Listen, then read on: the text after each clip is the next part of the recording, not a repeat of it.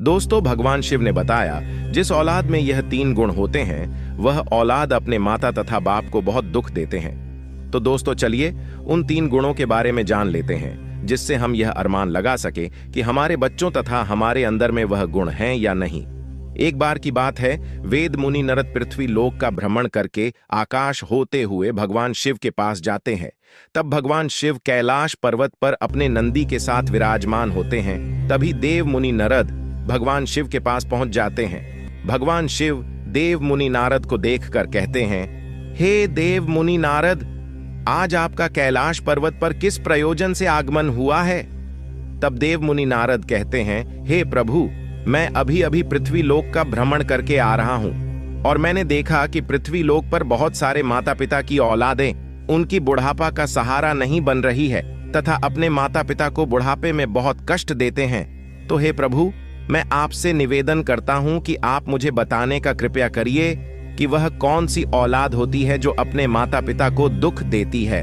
तब भगवान शिव कहते हैं, हे देव मुनि नारद, हम आपको आज एक अत्यंत पवित्र कथा सुनाते हैं जिसे सुनने के बाद आपको आपके सभी प्रश्नों के उत्तर अवश्य मिल जाएंगे।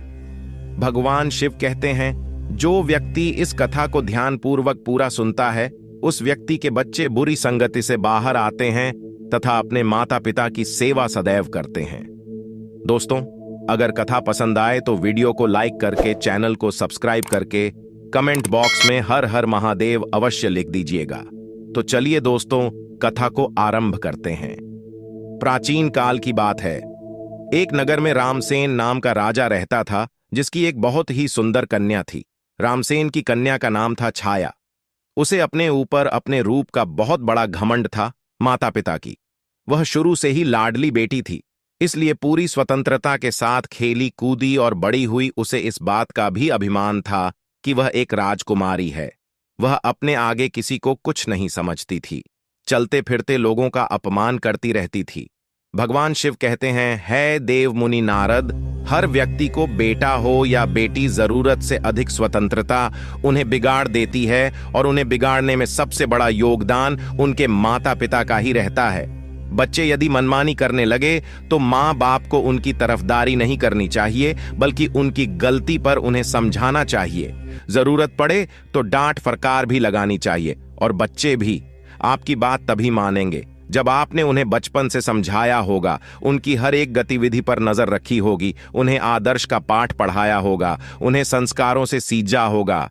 यदि माता पिता ने ऐसा नहीं किया है तो औलाद के बड़े होने पर आप उन्हें दंडित करके भी नहीं सुधार सकते।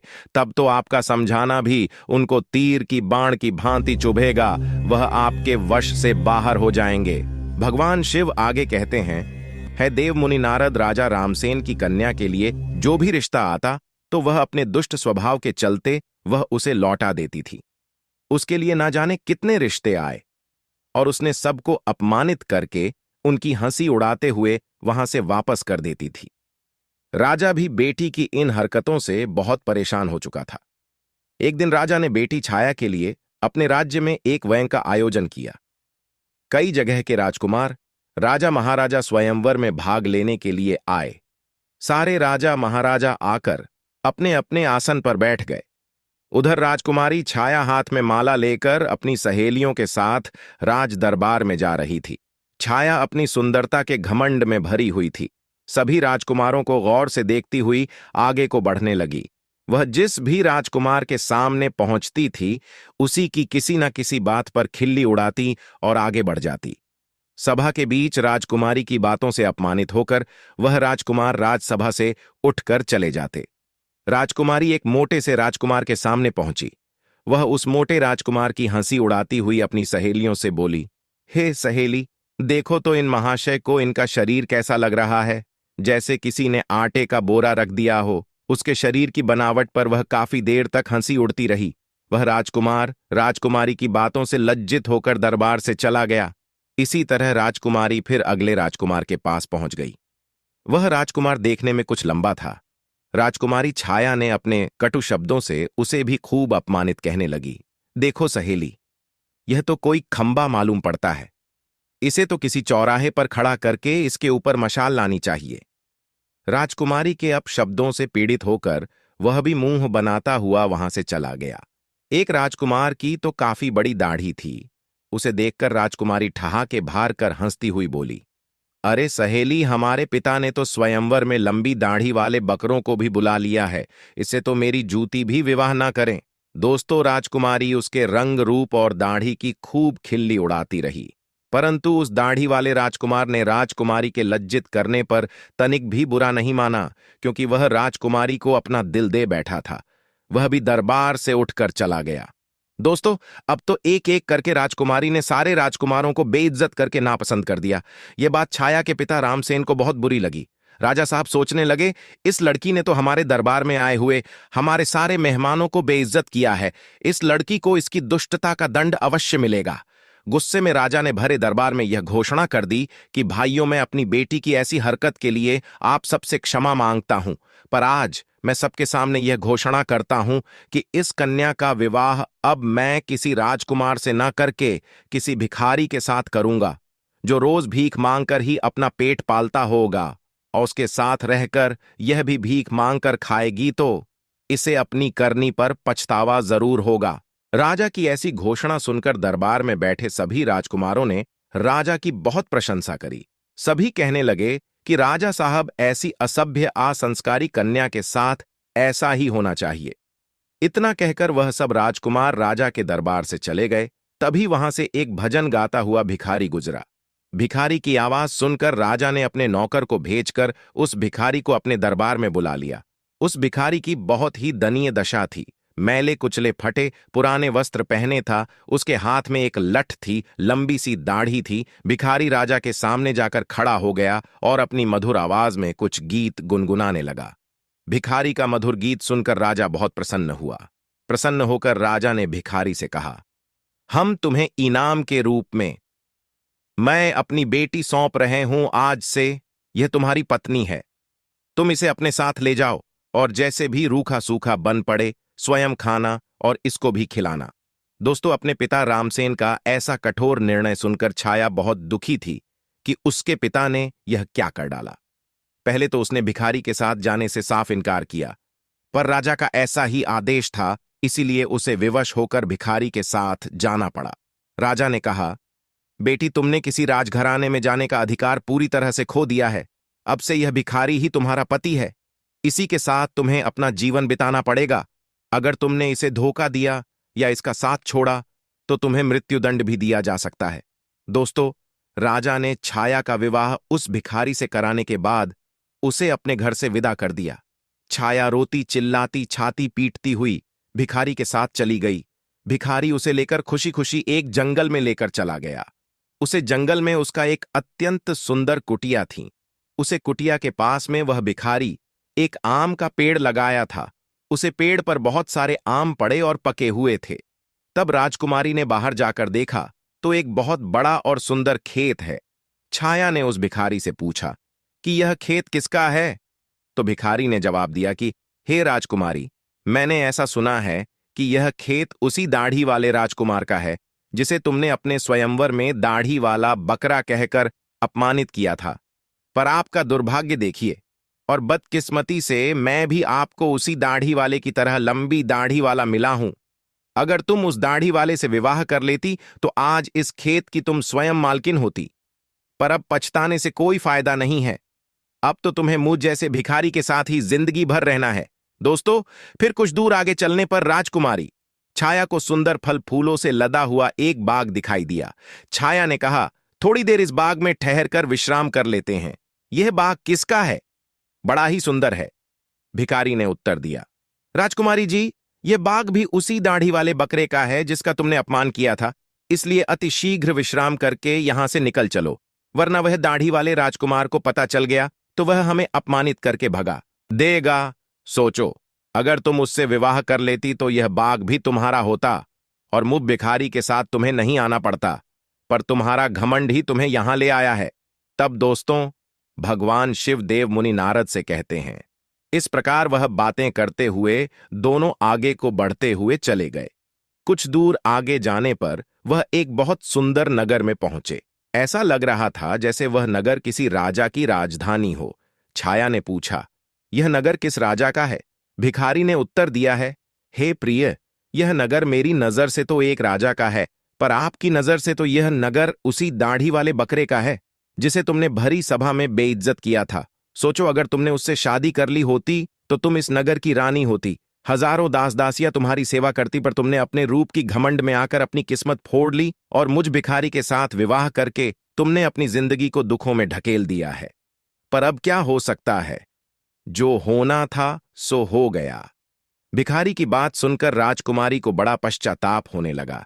कहने लगी, काश मैंने उसके साथ विवाह कर लिया होता। भिखारी ने छाया के मुख से ऐसी बातें सुनकर नाराज होते हुए कहा, राजकुमारी खबरदार, जो अब तुमने दूसरे पुरुष के बारे में सोचा भी, तो अब तो तुम केवल मेरी पत्नी हो और मैं ही तुम्हारा पति हूं। अब महलों के सपने देखना छोड़कर तुम्हें मेरे साथ मेरी झोपड़ी में रहना चाहिए। दोस्तों, इतना कहकर भिखारी राजकुमारी छाया को अपनी झोपड़ी के पास ले गया, जो राजा के उसे नगर से कुछ दूर एक तालाब के किनारे बनी हुई थी। झोपड़ी देखकर छाया को बड़ा क्रोध आया। कहने लगी, ये कितनी बेकार सी झोपड़ी है, मैं इसमें कैसे रह पाऊंगी? इसमें रहकर मेरा दम घूंटेगा।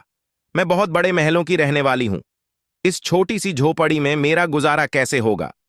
भिखारी बोला, राजकुमारी, अब आज से यही झोपड़ी तुम्हारा नया घर है और इसी में तुम्हें रहना पड़ेगा। छाया ने पूछा कि यहां पर तुम्हारा कोई नौकर चाकर नहीं दिखाई दे रहा है? झोपड़ी की साफ सफाई कौन करेगा? भिखारी ने कहा, है राजकुमारी, यह तुम क्या कह रही हो? मैं कोई राजा नहीं हूं, न कोई राजा का बड़ा अधिकारी या कर्मचारी हूं जो मेरे पास नौकर चाकर होंगे। मैं तो खुद एक भिखारी हूं। मैं तो नौकरों से भी बहुत गया गुजरा हूं। झोपड़ी का सारा काम अब तुम्हें और मुझे ही करना है। चलो, अब तुम पहले झोपड़ी की साफ सफाई करो, फिर मेरे लिए खाना बनाओ। मुझे बहुत भूख लगी है, चलते चलते मैं थक चुका हूं। तब भगवान शिवदेव मुनि नारद से कहते हैं, छाया को भोजन बनाना तो आता ही नहीं था, इसीलिए भिखारी और राजकुमारी ने मिलकर उल्टा सीधा खाना बनाया और खाकर दोनों सो गए। दूसरे दिन भिखारी ने राजकुमार को जगाया और घर का सारा काम करने को कहा। राजकुमारी पूरे दिन काम करती रही और भिखारी की डांट फटकार सुनती रही। 2-4 दिन इसी तरह बीत गए। घर में जो कुछ खाने को था वह भी खत्म हो गया। भिखारी बोला, प्रिय, अब खाने को तो कुछ बचा भी नहीं। जो कुछ मैं मांग कर रखा था वह सब खत्म हो चुका है। आगे की जीविका चलाने के लिए हमें कुछ काम करना पड़ेगा। एक काम करो, मैं तुम्हें इस आम के पेड़ से आम तोड़कर टोकरी में भरकर दे दूंगा। तुम उसे आम को बाजार में ले जाकर बेचकर आना। राजकुमारी ने आश्चर्य से कहा, मैं आम बाजार में बेचने जाऊंगी? अगर मुझे किसी ने आम बेचते देखकर पहचान लिया तो वह मेरी बहुत हंसी उड़ाएंगे, मुझे बहुत शर्म आएगी। भिखारी बोला, काहे की शर्म? अब तो तुम रानी नहीं हो, तुम एक भिखारी की पत्नी हो। शर्म तो तुम्हें तब लगती जब तुम उस दाढ़ी वाले की पत्नी होती और वह तुमसे बाजार में आम बेचने को कहता। अब अगर शर्म ही आती है तो फिर भूखी मरो दोस्तों। मजबूर होकर राजकुमारी बाजार में आम बेचने चली गई। एक सड़क किनारे आम रखकर बैठ जाती है और दिन भर आम बेचती रहती है। धीरे धीरे उसके आम खूब बिकने लगा। एक दिन की बात है, जब राजकुमारी छाया सड़क पर बैठी आम बेच रही थी, तभी वहां पर एक राजा का मंत्री आता है और उसने लात मारकर उसके सारे आम इधर उधर फैला देता है और बोलता है, खबरदार, जो रास्ता घेर कर आम लगाए तो उसके बहुत सारे आम फूट गए थे और उसका बहुत नुकसान हो गया था। राजकुमारी को बड़ा दुख हुआ। उसने सारी बात झोपड़ी में आकर भिखारी को बताई कि आज एक राजा के सिपाही ने उसके आम पर लात मारकर फोड़ डाले। भिखारी ने कहा, तुम बिल्कुल पागल हो। अगर तुम बीच रास्ता घेर कर दुकान लगाओगी तो सिपाही तो आम फोड़ेगा ही। तुम्हारी वजह से राहगीरों को वहां से निकलने में तकलीफ हो रही होगी। अब तुमसे यह भी काम ठीक से नहीं होगा। तुम्हें कोई काम बताओ तो तुमसे ठीक से होता ही नहीं है। अब मैं जा रहा हूं और तुम्हारे लिए कोई और काम तलाश कराऊंगा। भिखारी गया और राजा के एक बड़े अधिकारी के यहां रसोइये का काम तलाश आया और छाया से कहा कि मैंने तुम्हारे काम की व्यवस्था कर दी है। कल से तुम राज्य कर्मचारी की रसोई में जाया करोगी और वहां के रसोइये के साथ मिलकर खाना बनाना है। वहां से हमें खाने के लिए अच्छा अच्छा भोजन भी मिलता रहेगा। दोस्तों, भगवान शिव देव मुनि नारद से कहते हैं, इस प्रकार वह घमंडी राजकुमारी रसोइये की मददगार बनके काम करने लगी। वह सुबह से शाम तक रसोइयों के साथ मिलकर काम करती और रात को बचा हुआ खाना अपने घर ले आती। इस तरह दोनों की जिंदगी अब कुछ सुकून से कटने लगी। एक दिन की बात है, छाया रसोई में काम कर रही थी, तभी उसने खिड़की से झांक कर देखा तो वहां राजा के महल में कुछ उत्सव होने वाला था। पूरा राजमहल सजाया हुआ था, बड़े बड़े मेहमान आ रहे थे, नौकर चाकर उनका स्वागत कर रहे थे। महल में बड़ी धूमधाम थी। राजकुमारी वह सब देखकर अपनी किस्मत को कोस रही थी, अपनी किस्मत पर आंसू बहा रही थी और सोच रही थी कि काश मैं भी इतनी घमंडी नहीं होती तो मुझे यह दिन देखने को नहीं मिलता। वह वहां खड़ी खड़ी सोच रही थी, तभी वहां दो दासियां आती हैं और कुछ खाने का सामान उसकी टोकरी में रखकर चली जाती हैं। राजकुमारी टोकरी को लेकर अपने घर को लौटने लगी। अभी वह दरवाजे से निकली ही थी, तभी सामने से एक राजसी पोशाक पहने एक पुरुष ने आकर उसे रोक लिया। देखने में वह वहां का राजा महाराजा मालूम पड़ रहा था। राजकुमारी ने जब उसके चेहरे को देखा तो वह डर के मारे कांपने लगी, क्योंकि वह राजा वही दाढ़ी वाला था जिसको छाया ने अपने यहां दाढ़ी वाला बकरा कहकर अपमानित किया था। राजा ने राजकुमारी से कुछ नहीं कहा, बल्कि वह उसे उसका हाथ पकड़कर दरबार में लेकर पहुंचा, जहां तमाम मेहमान लोग बैठे हुए थे। वहां की भव्यता को देखकर घबराहट में राजकुमारी के हाथ पैर कांपने लगे।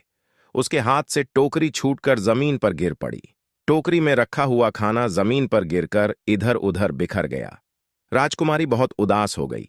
दरबार में बैठे हुए मेहमान यह देखकर जोर जोर से हंस पड़े। अपने ऊपर सबको हंसता देखकर छाया घुटन से मरी जा रही थी। उसे ऐसा लग रहा था कि अभी धरती फट जाए और मैं उसमें समा जाऊं। उसने राजा से अपना हाथ छुड़ाया और वहां से भाग जाना चाहती थी। राजा ने उसे रोकते हुए कहा, राजकुमारी, घबराओ मत। तुम्हारे साथ कोई अभद्रता का व्यवहार नहीं होगा, बल्कि तुम्हें मैं यहां सम्मानित करने के लिए लाया हूं। मैं वही तुम्हारा भिखारी पति हूं जो तुम्हारे साथ झोपड़ी में रहता था, और मैं वही सिपाही हूं जिसने तुम्हारे आम को फोड़े थे। मैं ही यहां का राजा हूं और वही दाढ़ी वाला बकरा हूं। मैंने तुम्हारे साथ भिखारी बनकर विवाह इसलिए किया था क्योंकि मैं तुम्हें चाहता था, और तुम्हारे पिता की प्रतिज्ञा को ध्यान में रखाते हुए मुझे भिखारी की वेशभूषा बनानी पड़ी। मैंने भिखारी बनकर तो तुमसे विवाह कर लिया। अब तुम्हारा घमंड भी नष्ट हो चुका है। इतने सारे मेहमान हमारे स्वागत में आए हैं, अब मैं तुमसे सम्मान पूर्वक विवाह करूंगा। फिर भगवान शिव देव मुनि नारद से कहते हैं। यह सुनकर राजकुमारी को बड़ी प्रसन्नता हुई। खुशी में उसकी आंखें आंसुओं से भर गईं। अब तो दासियां आई और उसे दुल्हन के नए जोड़े में सजाकर लाई। दरबार में छाया के माता पिता भी मौजूद थे। सबने राजकुमारी को खूब आशीर्वाद दिया और राजा के साथ समस्त मेहमान की उपस्थिति में उसका विवाह हुआ। उसका सारा गुरूर उतर चुका था, वह पूरी तरह से बदल चुकी थी। उसने जिंदगी जीने का तरीका सीख लिया था। दोस्तों, तब भगवान शिव देव मुनि नारद से कहते हैं, हे देव मुनि नारद, अत्यंत सुख सुविधा में पलकर मनुष्य उन अनुभवों से, उन संस्कारों से अपरिचित रह जाता है जो उसके जीवन में आगे बहुत कष्टदायी होता है। भगवान शिव कहते हैं, इसीलिए मनुष्य को कभी भी किसी बात का घमंड नहीं करना चाहिए। परमात्मा जब तुम्हें किसी एक गुण से संपन्न बनाता है तो बाकी कई गुणों से खाली रखता है, ताकि तुम्हें जब भी कभी अभिमान हो तो तुम्हें उसका सबक मिल सके। इस प्रकार राजकुमारी उसी दाढ़ी वाले पति के साथ बड़े आनंद से रानी की तरह जीवन व्यक्तित्व करने लगी। और इस प्रकार से भगवान शिव ने बताया, जिसकी औलाद अपने मनमानी करती है तथा अपनी माता पिता का अपमान करते हैं और उनकी बात को नहीं मानते हैं, ऐसी औलाद सदैव मुसीबत से घिरे रहते हैं। उम्मीद करता हूं आप लोगों को यह कथा पसंद आई होगी। अगर दोस्तों पसंद आई हो तो वीडियो को लाइक करके, चैनल को सब्सक्राइब करके, बेल आइकन ऑल पर प्रेस करके कमेंट बॉक्स में हर हर महादेव अवश्य लिख दीजिएगा। दोस्तों, वीडियो को पूरा देखने के लिए आप लोगों का धन्यवाद।